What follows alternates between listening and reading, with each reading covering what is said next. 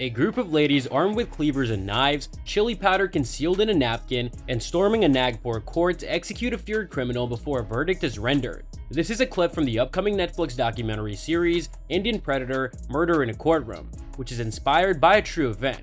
It was directed by Umesh Vinayak Kulkarni and centers on women from the Dalit Basti or slum of Kasturba Nagar in Nagpur, Maharashtra, who resolved to exact revenge on their own terms by assassinating criminal Akku Yadav in court. Hello everyone, and welcome to another video. Today we'll be looking at he killed almost everyone in the courtroom.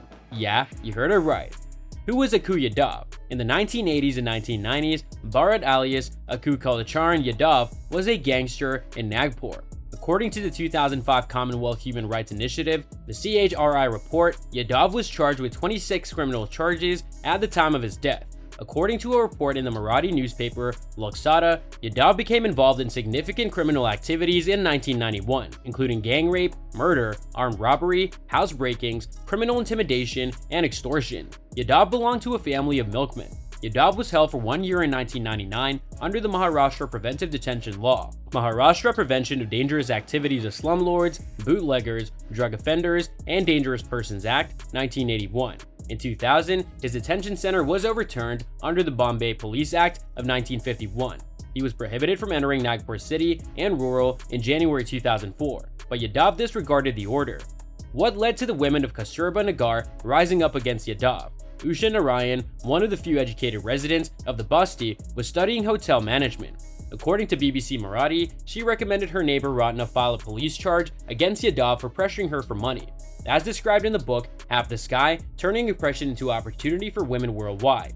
This made the mobster angry. On the night of July 27th, according to the CHRI report, Yadav arrived at her home with 40 companions and threatened to mutilate her with acid and rape her. Only after she threatened to blow up the entire building with a gas cylinder did he leave. Usha, together with her attorney brother-in-law Vilas Bandi, convened a news conference on August 4, 2004 to expose Yadav's misdeeds. 2 days later, Bandi organized a mass complaint to the police signed by 96 people, stating that Yadav had remained in the Basti after being asked to leave the area over 7 months earlier. He stated that Yadav continued to engage in an illicit activity even while under police surveillance. The villagers of the Basti stormed Yadav's home that same day. On August 7, 2004, Yadav was detained by law enforcement. Some believe he surrendered to avoid the wrath of the public, relying on his contacts to get his release on bail once the situation calmed down. What happened in the courtroom?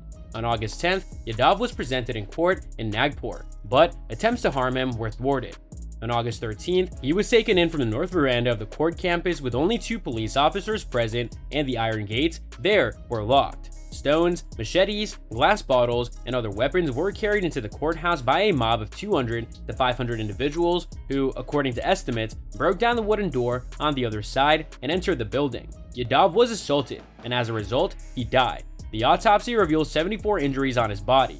And then, initially, the police arrested 5 ladies from Kasturba Nagar.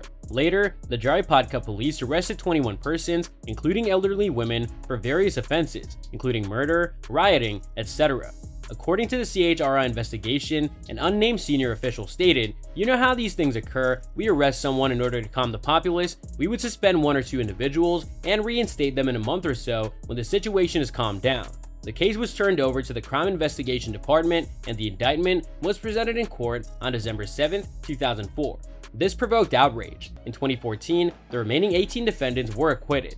During this time span, 3 persons perished, while the remaining 18 were acquitted. The police, however, refused to make statements on record or reveal any documents, including the FIR or the post-mortem report, because they believed that Eknath Chavan, a member of a rival gang who had fallen out with Yadav, had manipulated the women into providing them with the cover they needed to murder Yadav. They claimed that ladies were present in court to shield rival gang members, some of whom were also the relatives of these women, from the same Basti.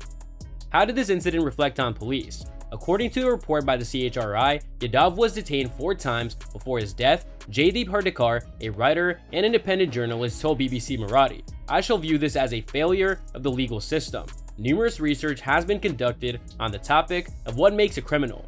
If someone had listened to his critics, perhaps this could have been avoided." He stated, "The plaintiffs in this case likewise belong to a historically exploited group, so the police choose to disregard it as well. This is not unique to Nagpur. It occurs in every large city. later, Nagpur witnessed numerous instances of citizens administering their own justice. Mobs were responsible for the deaths of Sheikh Iqbal, Ashish Deshpande, and Vijay Wagdar. How did the Kasturba Nagar residents react? While the criminal was absent, the people's lives changed. Usha Narayan told the Maharashtra Times in 2014 that despite her name being linked to the crime, she was still attempting to find work in Nagpur and get her life back on track. Another accused, Rajesh Urkure, had relocated to a different city and required time off to travel and attend court sessions. So that's all from today's video. If you enjoyed it, remember to leave a like, subscribe, and ring that bell icon so that you never miss our upcoming videos, and don't forget to share your thoughts in the comments section below. Stay tuned, and we'll catch you in the next video.